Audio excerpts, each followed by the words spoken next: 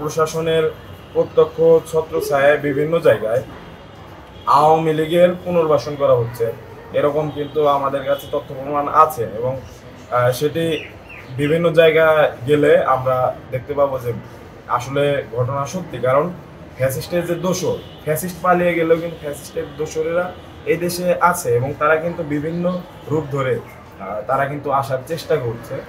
তো আমরা দেখতে পাচ্ছি যে বিভিন্ন জায়গায় তারা ছদ্ম রূপে আছে এবং এই থাকাটাই দিন শেষে কি বাংলাদেশের জন্য কাল হয়ে দাঁড়াচ্ছে কিনা সেটি আসলে প্রশ্নের ব্যাপার। দেখুন, সরকার এবং সারা দেশব্যাপী যারা আন্দোলনকারী ছিল এবং সামনে থেকে নেতৃত্ব দিয়েছে তাদের সমন্বয় করার জন্যই কিন্তু আমরা বিভিন্ন জায়গায় জেলায় সফরগুলোতে গিয়েছি এবং তাদেরকে একত্র হওয়ার জন্য আহ্বান করেছি, জাতীয় ঐক্যের ডাক দিয়েছি। কারণ রাষ্ট্র পুনর্গঠনের জন্য জাতীয় ঐক্যের বিকল্প নেই।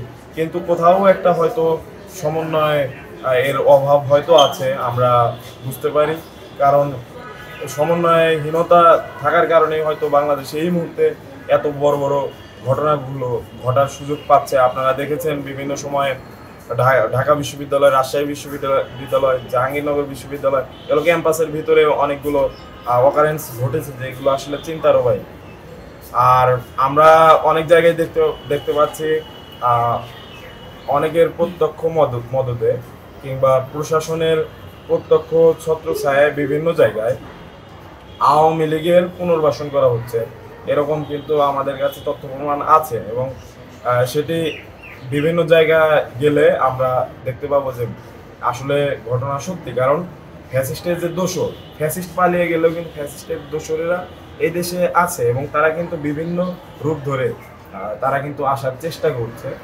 তো আমরা দেখতে পাচ্ছি যে বিভিন্ন জায়গায় তারা ছদ্ম রূপে আছে এবং এই থাকাটাই দিন শেষে কি বাংলাদেশের জন্য কাল হয়ে দাঁড়াচ্ছে কিনা সেটি আসলে প্রশ্নের ব্যাপার। এবং সেই প্রশ্ন যদি আমরা তুলি, সেইখান থেকে আমরা বলতে পারি, সেই প্রশ্নের সূত্র ধরে বাংলাদেশে এই মুহূর্তে শিক্ষার্থীদের সাথে সরকারের কোথাও একটা মিসকমিউনিকেশন হচ্ছে এবং এরই সুবাদে ফ্যাসিস্টরা মাথাচাড়া দেওয়ার সুযোগটা পাচ্ছে।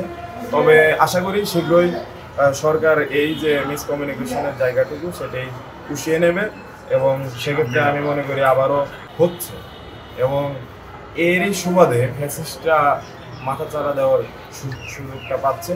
তবে আশা করি শীঘ্রই সরকার এই যে মিসকমিউনিকেশনের জায়গাটুকু সেটাই পুষিয়ে নেবে এবং সেক্ষেত্রে আমি মনে করি আবারও আগের মতো শিক্ষার্থীরা যেরকম ঐক্যবদ্ধ ছিল আবারও ঐক্যবদ্ধ হওয়ার সুযোগটা পাবে।